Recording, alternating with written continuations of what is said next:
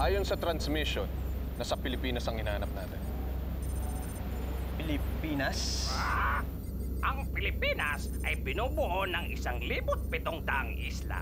Mayroon silang dalawang panahon, ang tag-ulan at tag-araw. Nakaiulya ang lahat ng impormasyon tungkol sa Pilipinas. Mabuti siguro kung pag-aralan mo ito bago tayo makarating doon. Halika sa Information Transfer System para maibigay ko sa iyo ang lahat ng kailangan mo.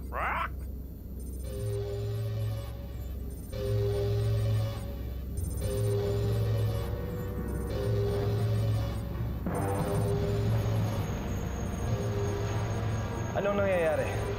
Sir, may namataan kaming mga spacecraft ng Kuma at mukhang papunta sila sa planetang Earth. Ilan? 5, sir. Sabihin ng lahat na mag-report sa action stations at maganda sa pakikipaglaban. Yes, sir. Action stations! Action stations! All fighter units, proceed to launch bay!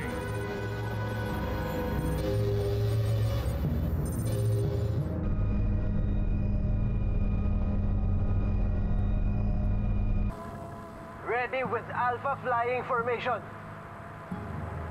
This is it, men. Ito na ang matagal nating pinagsanayan.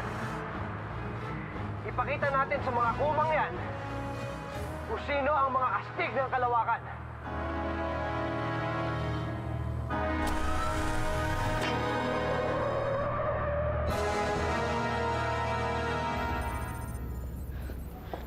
Anong sinabi niyo sa kanya?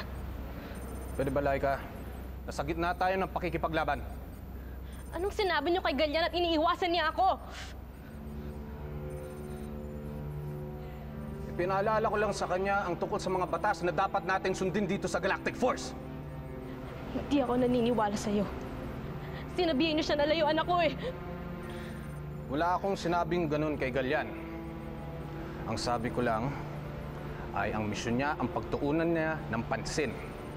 Mabuti na lang at sineryoso niya ang mga sinabi ko sa kanya. Hindi ako basta iiwasan ni Galyan.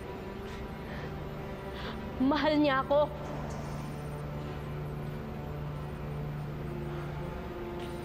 Alam mo naman na walang lugar ang pag-ibig sa kapwa miyembro ng Galactic Force. Anak ka ng commander. Pero ikaw mismo ang sumusuway ng batas. Ikinahihiya kita.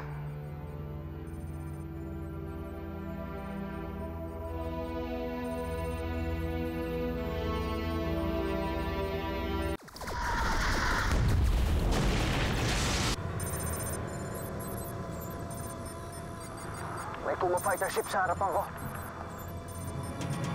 Nasa range na siya. Activating laser fire!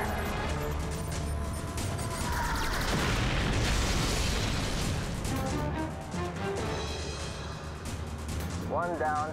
Magaling, Galyan! Commander, may bago patating 11 o'clock! Galyan! Sa bandang kaliwa mo! Nakikita ko na sa radar. Tinira ka niya ng heat-seeking missile.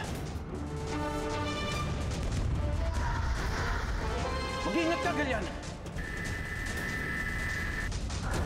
Susubukan ko sa iwasan.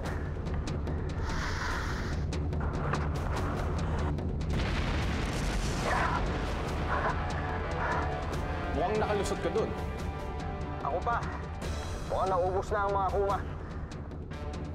Commander, sir, mukhang may problema. Ano yun? May isang batalyon ng Kuma ship ang parating. Ano nangyayari? Mukhang nagpadala pa sila ng mga reinforcements.